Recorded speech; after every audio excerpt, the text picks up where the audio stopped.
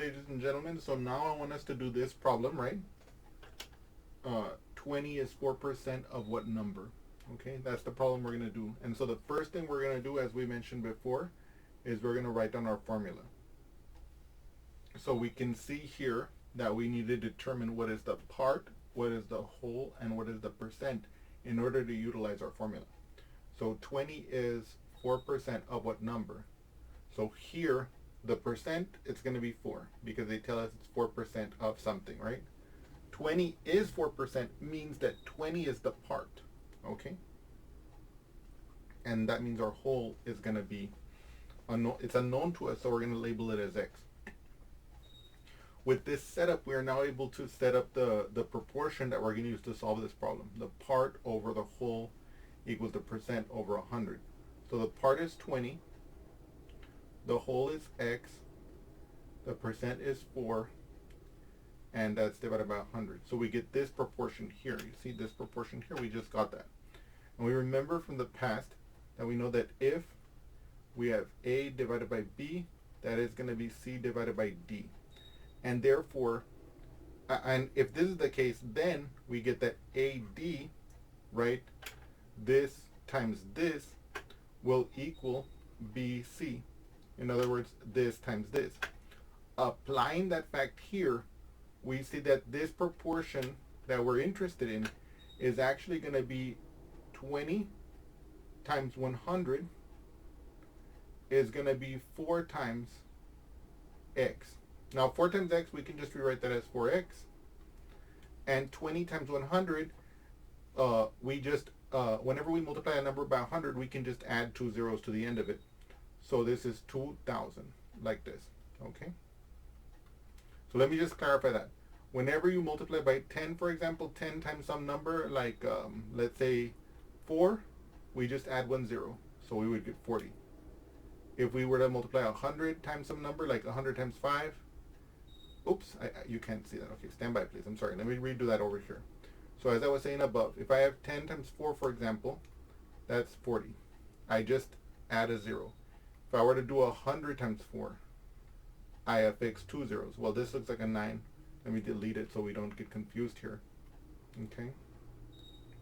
The limitations of technology, you know. So if I have 100 times 4, I affix 2 zeros, so it would be 400, and so on. So here, 20 times 100, since I'm multiplying by 100, I add 2 zeros. Then here, look at this right-hand side. This right-hand side here, it's 4 times x. What's the opposite of multiplying by 4? Dividing by 4. So I'm going to divide both sides by 4, and I'm going to get x is equal to 4x divided by 4, right? I'm dividing this by 4. That will equal to this divided by 4. So 2,000 divided by 4. Okay, let me summarize that here. X is equal to 2,000 divided by 4. Now here we have a problem because we don't know what that is. So let's walk through that together over here on this side here. Okay, what is 2,000 divided by 4? So I place my 4 on the outside of the division house, and I place a 2,000 on the inside of the division house. I ask myself, how many times does 4 go into 2? It doesn't, right? Now I ask, how many times does 4 go into 20? Aha! 4 goes into 20 5 times. 5 times 4 is 20. And so I subtract that 0 minus 0. That's 0. 2 minus 2, it's 0. And then I drop down this 0. And I ask myself, how many times does 4 go into 0? Well, that'll be 0 times. So let me place a 0 here. 0 times 4, that's 0. Then obviously 0 minus 0 is 0. Then I bring down this 0. And I ask, how many times does 4 go into 0?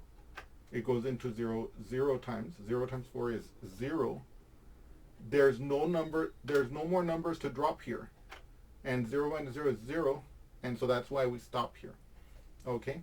If there were more numbers to drop, then we would continue.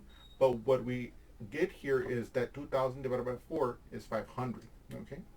Let's come over here again. Okay? Okay.